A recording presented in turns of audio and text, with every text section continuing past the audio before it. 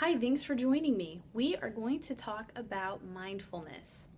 It is one of my favorite skill sets to use, and I really enjoy teaching other people how to use it because I think it's incredibly important. I have found it very helpful, and I've seen it help a lot of my clients. When we are starting this out, you'll see that in this video and in the mindfulness part 2 video, we are going to really just learn the basics of what mindfulness is. You're going to practice using it in your daily life so that you can then take that skill set after you know it better and you've practiced using it, and you are going to then apply it to your sex life. I think it can be incredibly helpful in all kinds of realms of our lives, and I look forward to hopefully helping you embrace this concept so that you can live more fully in the moment. Because in essence, that is what mindfulness is about. It's about trying to teach us how to appreciate and how to live in the current moment. We tend to sort of live in either the future or the past. Most of us in our minds are somewhere in between there. We're rarely in the present. We are always thinking about what we need to do, what we need to get done. We become very goal directed. We are all about anticipating things, so we're always kind of looking forward at what to anticipate. And then, looking backwards, we're always looking backwards and kind of considering maybe hurtful things in the past or how we've been wronged, or we're looking back with regret. So we sort of often live in those two places. And it's pretty rare for us as adults anyways to kind of live in that present moment space. And that can be horrible because what happens is our whole lives pass us by. If we're not careful, we're virtually never in the present. We're always somewhere else, and our lives will just pass us by that way if we allow them to, never really fully experiencing each moment. I really experience this a lot when especially when I'm spending time with loved ones, my daughter. I notice that with children, they're naturally in this place of the now. They don't really have the brain isn't developed enough at that point in a person's life where they are in a constant state of worrying about past or future. That is not really a concept that's clear in their minds yet. So they get to just naturally live in the now. And it's really like a valuable gift to be able to do that because they experience every moment as if maybe they've never experienced it before. And we know in the case of kids, maybe they haven't. But, it's that sheer joy, that sheer awe and wonder of just living in the now and being in the presence of the people we love. So, when I try to spend time with people I care about, I will sort of try to leave all distraction alone. So I try to be conscientious. You put down the technology, you look people in the face, and the biggest thing here probably is just that our minds tend to drift, especially as parents. We're probably thinking all the time about we're down on the floor playing, but we're thinking about what we need to get done, what we need to cook for dinner, the laundry that's piling up, all the bills that have to be paid, or we're worried about something a friend said to us. So we are just really, we have trouble keeping that mind focused. It's always drifting. So when we are in the presence of others, and even just in our own presence, we're alone, but we're present ourselves, and we try to attend to the current moment, life goes smoother. One thing about being in the present moment that is really clear is that most of the time, the present moment isn't that bad. It is survivable. Not always, of course. You're going to have situations where crisis hits. But most of the time, it's not as bad as what we are projecting out into the future of ourselves or what we're worrying about in the past. So, I think a lot of us do this with our situations. We might be aggravated about something at work or the problem with our partner, and what we'll do is we'll get so caught up in all the injustice and how wronged we were and how bad we feel about all of it. We're going back into the past to look for evidence of this, and we're going into the future thinking, what, it's never going to change, and this is awful, and what am I going to do? And we get into these places of desperation, despair, hopelessness. We get so caught up in all of this that if you just took a minute to take a deep breath and get yourself into the present moment, you might see, like, oh, I'm sitting in my living room right now, and, the show's on, it's not that bad. I really love that, I have this beautiful house to sit in, and, even if it's not beautiful, I have a house, I have all these great things in my life in this present moment right now that are surrounding me that make me really lucky in a lot of ways. I think that's where that practice of gratitude comes in, of just looking around and realizing that, again, this present moment probably not only isn't that bad, but there's so much to be grateful for if you just allow yourself to surrender and to recognize it. But this isn't about gratitude, this is about mindfulness, so let's get back to that. When we look at mindfulness, there are probably a few different models that people use, but in terms of therapists, but I really enjoy Marsha Linehan's model. I think she does a great job of lining it all out and spelling it all out so that it makes it easy to grasp. So in her model of mindfulness, one of the things that she kind of states is that there are the what skills of mindfulness, and then there are the how skills. So the what skills of mindfulness really include a few things. Again, just knowing that what mindfulness really is just getting into the present moment, being in a present and current state of mind, attending to the now. So in her model, with the what skills, what you're really doing is you're going to be observing, describing, and participating. So what does that mean? What is observe? When we observe, we are looking at things with just fresh eyes. So that can be incredibly hard for us to do sometimes, because we have sort of in our minds these ideas of what everything should be or what we think they are, where we easily get caught up in dismissing things because of that. So when we're observing, what we're really doing is just noticing. And in this case, what I'm talking about is like noticing what's going through our minds. Notice when a thought or a feeling or an experience comes through.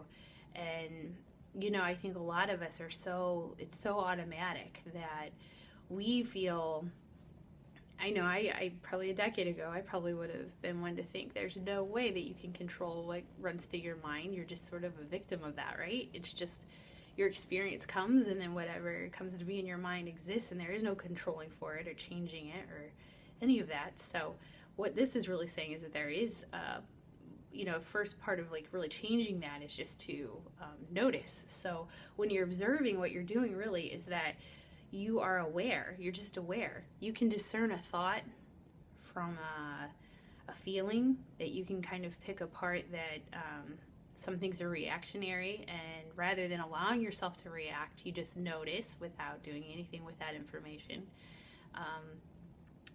A lot of times we kind of hold on to things and we allow them to kind of exist there. And part of this practice of observing is not allowing yourself to stew over and over or ruminate or perseverate on things, but rather just to notice them and then let them go, let them back out.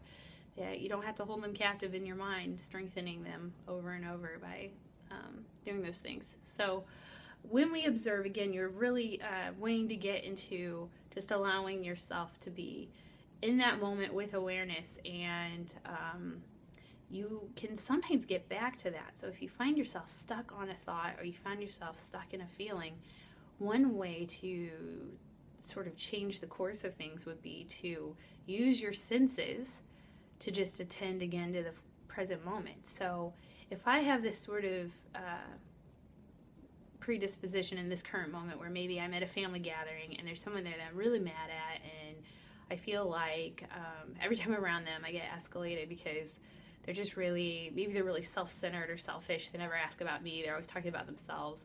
So what I might be doing is just having all these memories come to be about how selfish this person is. I might be holding on to a lot of that and feeling really angry, and allowing all these sort of memories or thoughts to run through my head about those times or about who this person is in my mind. So what I would do differently, rather than suffer through this event, I might instead just allow my senses to take over. So it's not that I'm not attending to my thought, but I don't need to be stuck in it. So I just notice, oh, I'm thinking that thought again. Okay. I might try to let that go, or just notice it without doing anything. And then what I'm going to do is go into my five senses. So if I kind of allow myself to experience the moment through sensory, I will probably have an easier time just getting into the moment and living in it, rather than kind of have this detached perspective where I'm just stuck in my head with my thoughts. So, I'm sitting there and I might really look all around me and notice all the people and notice the expressions on their faces, and I might take a bite of some kind of snack that's provided and notice the taste of it and kind of get into that. And again, it's not about soothing really. It's not really about whether you like or dislike any of these things. It's just about experiencing them. So you're using all these senses. You might notice what you can hear other people saying, or you hear their laughter. You allow yourself to be so much in the moment that you can feel the chair beneath your butt. You can notice the temperature in the room. So you're just sort of paying attention to all of the sensory stimuli. So again, and we know what that is. It's just your vision, what you can hear, what you can see, what you can taste, what you can touch.